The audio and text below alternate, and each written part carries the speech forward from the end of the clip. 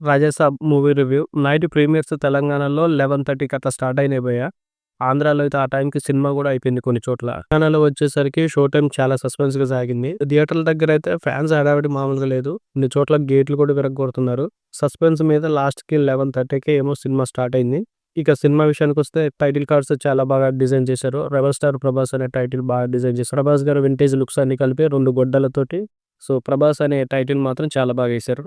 ఇక అంతకు మించి సినిమాలో ప్రభాస్ గారిని ఎలివేట్ చేసిన సీన్‌లు ఒక్కటి కూడా లేవు. ముఖ్యంగా ఫస్ట్ హాఫ్‌లో ఆయన ఇంట్రడక్షన్ అంత గ్రేట్‌గా ఏమి ఉండదనమాట. దాదాపుగా ఫస్ట్ హాఫ్‌లో చాలా వరకు కామెడీ ఉంటుంది. కామెడీ అండ్ రొమాన్సే ఉంటుంది. బట్ ఎక్కడ రొమాన్స్ సీన్‌లు పడలేదు. అలాగే కామెడీ కూడా బందలేదు. ఈ సినిమాలో కామెడీ కూడా ప్రభాస్ గారే చేసుకున్నారు. అంతే తప్ప ఇక మిగతా కమెడియన్స్ కామెడీ ఎక్కడా కూడా పడలేదు. ఇక సెకండ్ హాఫ్‌లో మ్యాన్షన్‌లోకి ఎంటర్ అవుతుంది. అక్కడ కూడా పెద్దగా ఏం వర్కౌట్ అవ్వలేదు. ఫస్ట్ హాఫ్‌లో ఉన్న రాండమ్ సీన్‌లు కొన్ని మళ్ళీ రొమాంటిక్ సీన్స్ మళ్ళీ సెకండ్ హాఫ్‌లో కూడా రిపీట్ అవుతాయి.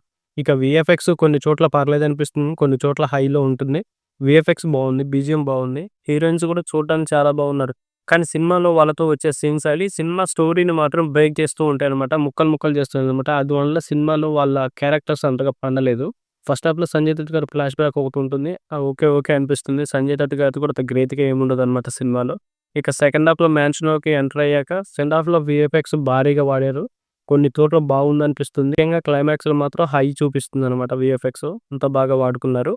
ఈ సినిమాలో హర్రర్ ఫ్యాంటసీ ఒకటే కాకుండా కొన్ని చోట్ల సైంటిఫిక్ సీన్స్, కొన్ని చోట్ల హిప్నోటిక్ సీన్స్ కూడా చాలా బాగా వాడుకున్నారు. వాటన్నిటిని కలిపి లాస్ట్ క్లైమాక్స్ బాగా డిజైన్ చేశారు.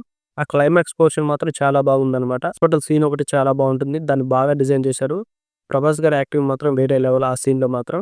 ఇక బొమ్మన ఇరానీ గారి క్యారెక్టర్ కూడా చాలా బాగుంటుంది. ఆయన కొద్దిసేపు ఉంటాడు గానీ ఆయన క్యారెక్టర్‌కి బాగా ఇంపార్టెన్స్ ఉంది. చాలా బాగా చేశారు.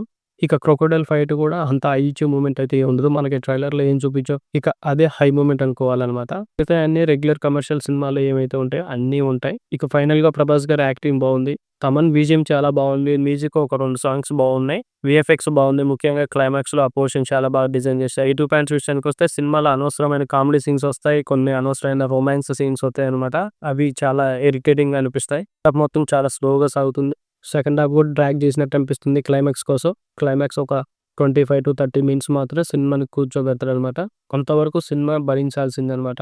ఇక ఓవరాల్‌గా చూసుకుంటే ఈ సినిమా యావరేజ్ అని చెప్పాలి. ఇంకా ఈ సినిమాకి పార్ట్ 2 ఉందని కూడా అనౌన్స్ చేశారనమాట. 1939 రాజాసాబ్ సర్కార్ అని. సెకండ్ పార్ట్ కోసం సినిమా క్లైమాక్స్ అర్ధాంతరంగా ఆపేసినట్టు అనిపించిందనమాట.